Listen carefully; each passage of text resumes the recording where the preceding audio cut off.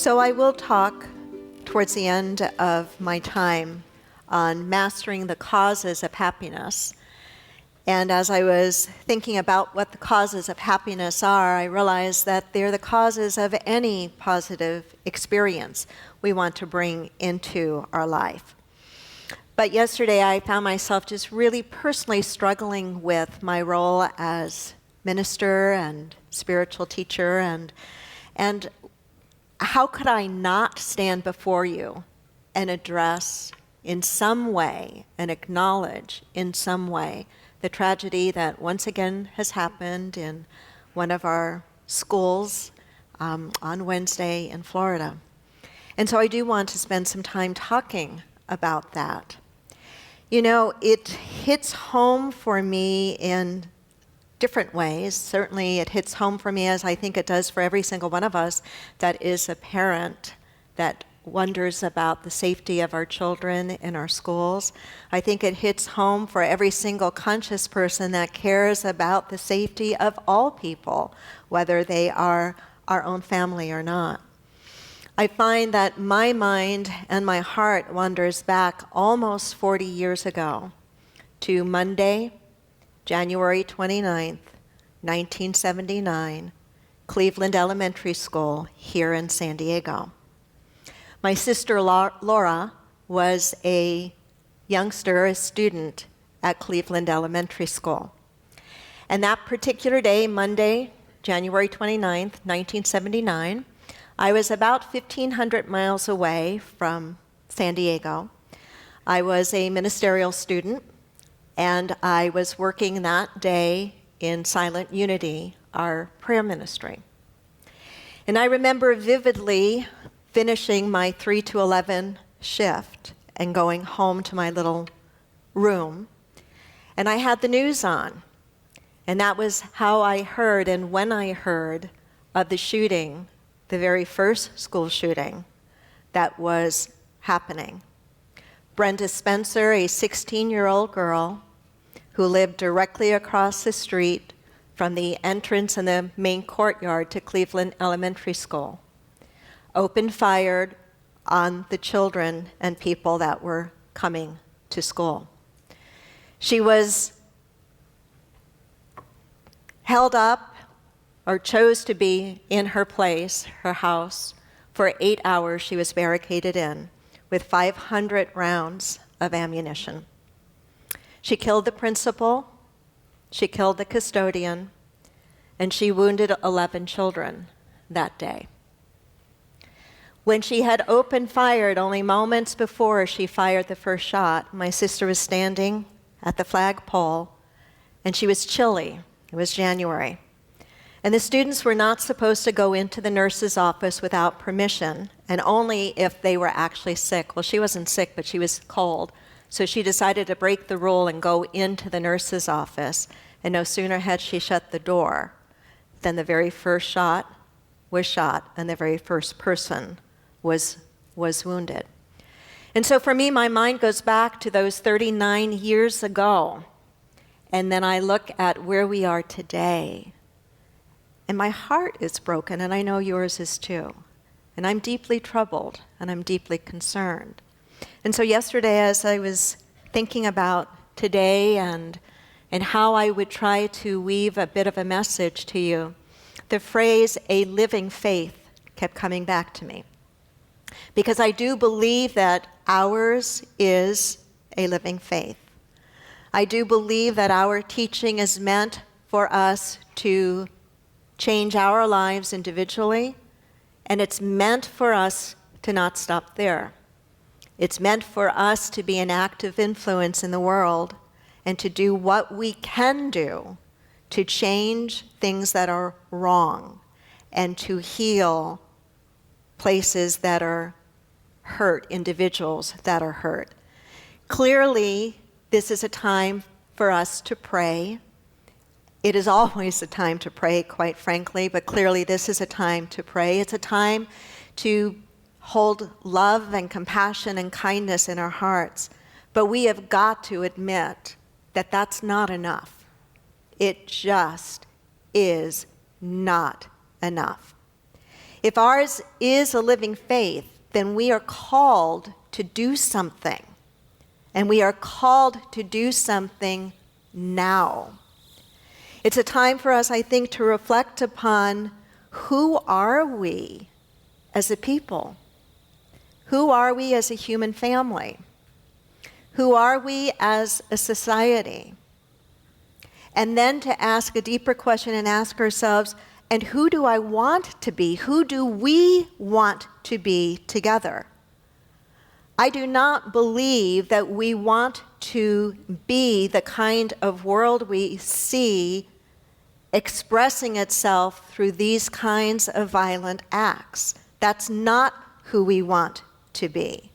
But it's not enough just to know what we don't want to be. We've got to know clearly what it is we do want to be, and we need to stand in that, and we need to take action for that.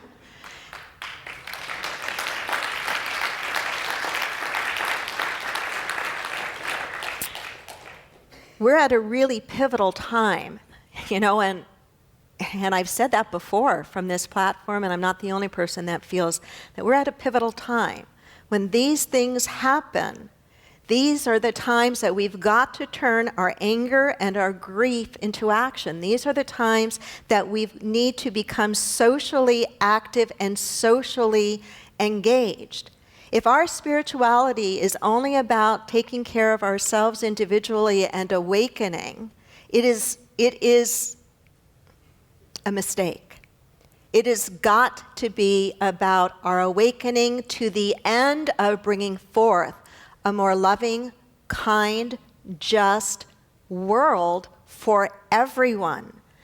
And so we've got to channel that grief. We've got to channel that anger that we may be feeling into action. We've got to do something. I think we need to recognize that there is a pain in our society that is needing to be acknowledged, is needing to be addressed, and is needing to be healed. We have people who are hurting deeply. We have people who need mental health care immediately. We need to recognize that there is a pain in our society, and it's not just a mental health pain. We have a racist pain in our society. We have a gender pain in our society. We have a sexual orientation pain in our society. And until we start recognizing that, and then we who claim to care, we who claim to be awake spiritually, actually take some specific concrete steps, and not just talking to ourselves about it. It means getting involved in little ways if we can't get involved in big ways. But it means getting involved. Whether that means showing up in your school, in your neighborhood to help, whether it means really paying attention to that person that you see, your neighbor or your friend or a coworker that you go, they seem to really be disconnecting and isolating. There seems to be something not quite right there. At least not going blind and dumb and numb and ignoring it, but saying, let me try to reach out. Let me engage in conversation. Let me pay attention to those around who are hurting. Let me be part of changing the narrative from how bad things are to the kind of world I want to live in. Let me get out pen and paper and not just sign all these petitions, but actually handwrite a note, a letter to our elected officials saying enough is enough.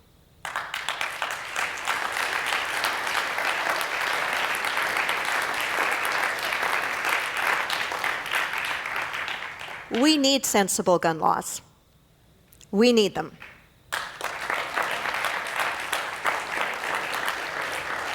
I don't know exactly what they are, and we may speak about them or think about them differently, but we certainly need something different than what we have now. And we absolutely need something more concrete, more available in terms of mental health care. And we need,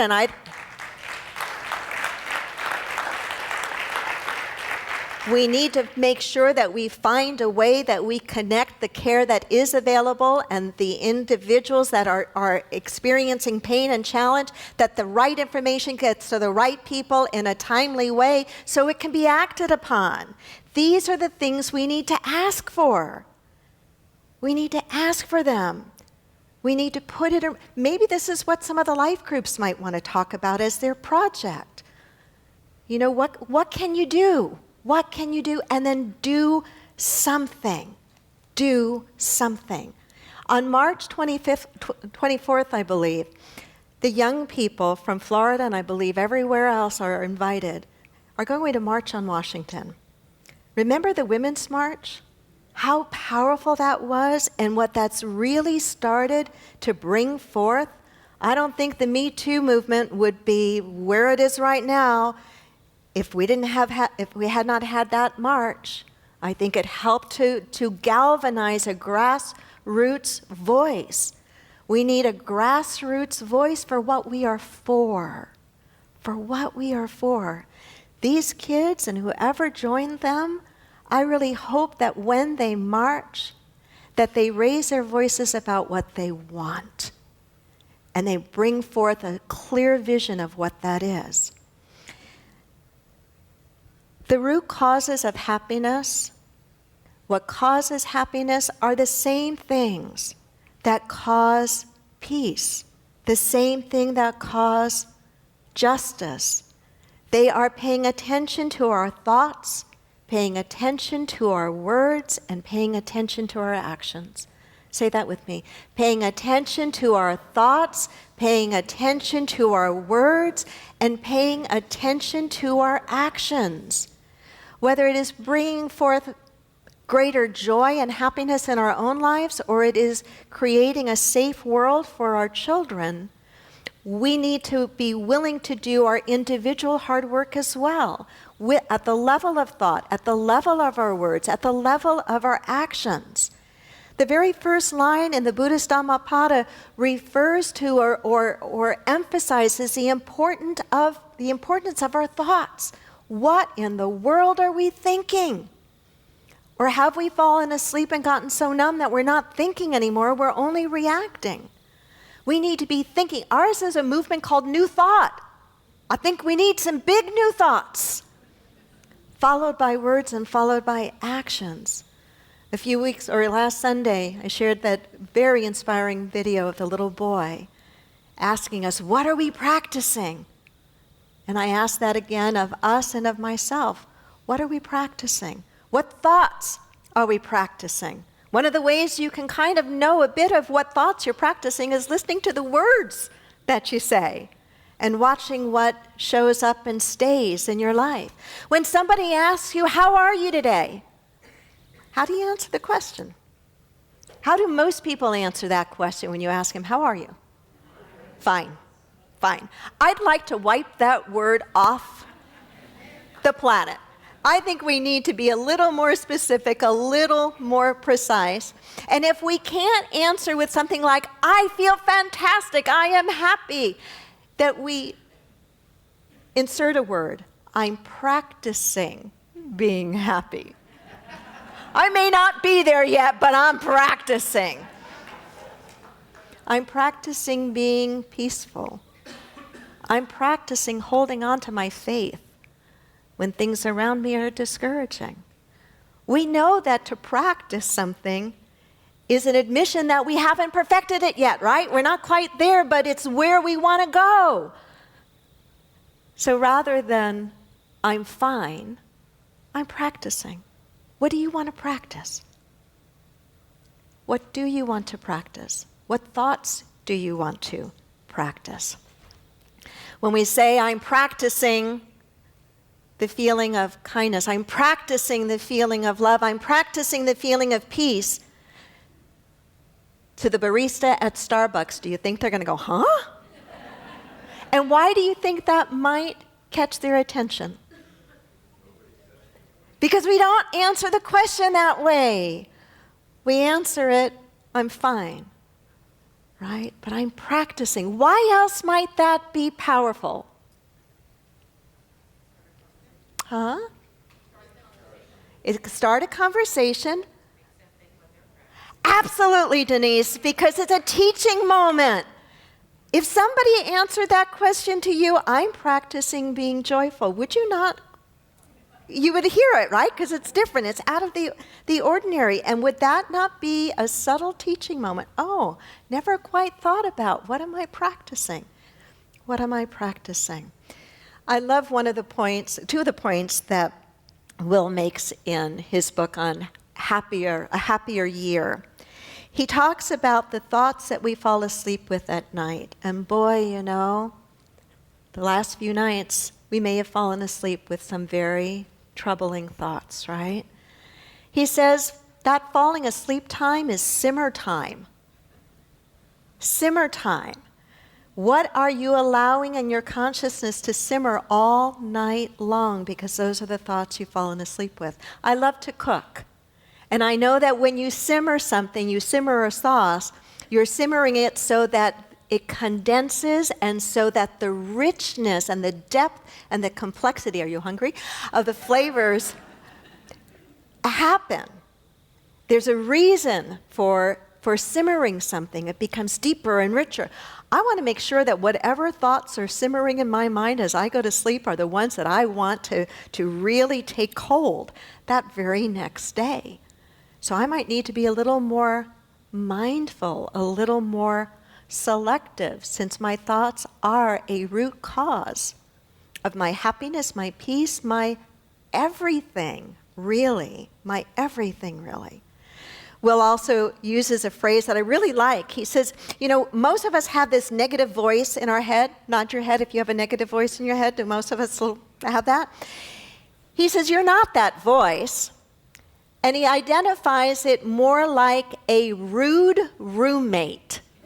Isn't that wonderful? A rude roommate. He says, think of your mind as a home in which you live, but you don't live there alone. You share this space with a rude roommate known as your ego. And then he suggests, and I really like this idea, that we should tease it out by giving it a name. Now do not name it your ex. Don't name it the person that's high on your list of they just rub you the wrong way. Don't give it that name. But name it. Name your rude roommate. Give it a voice.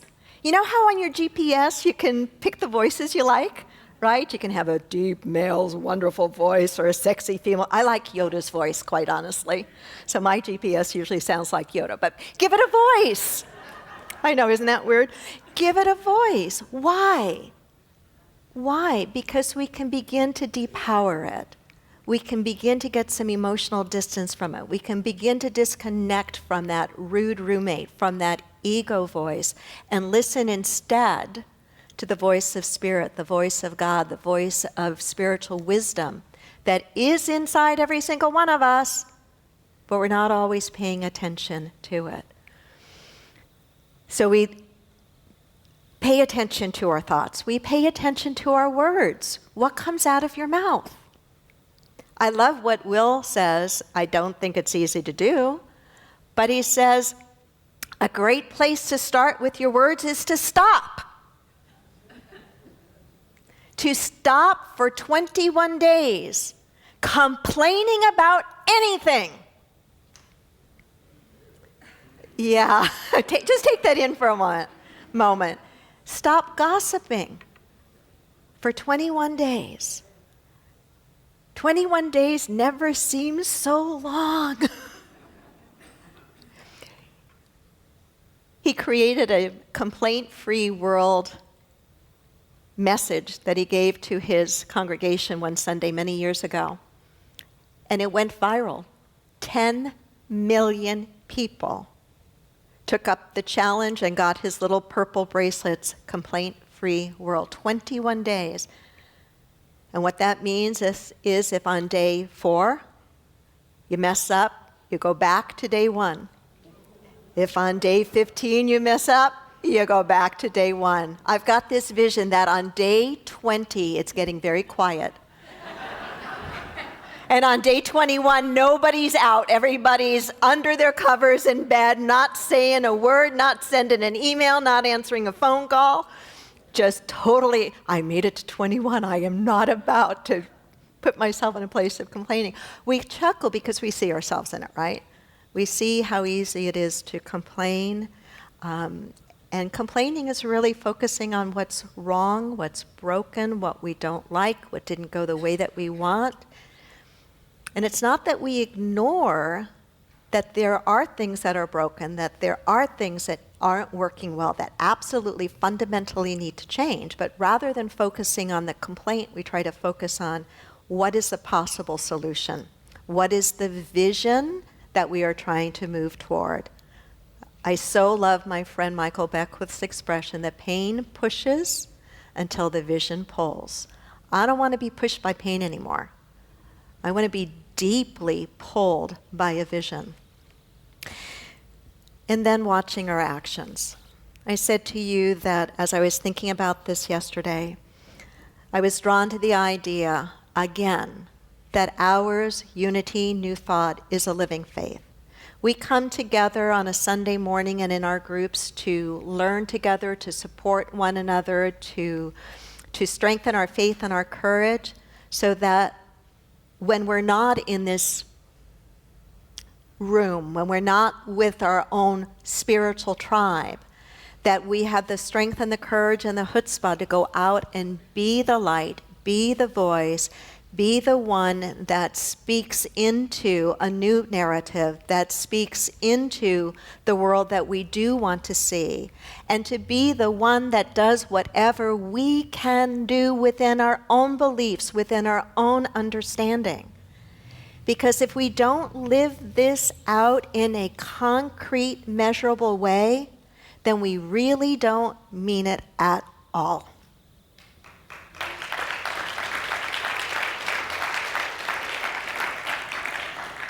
So pray, yes, but that's not enough. It's not enough. And so I'm challenging you in whatever way feels right and authentic and appropriate to you to take some concrete action today to help bring forth a safe world for our children. Namaste. Thanks for listening. Sunday services at 9 and 11 a.m. Inclusivity. It's worth the drive. Subscribe to our podcasts and download our free app for instant access to a wealth of spiritual teachings, services, and events.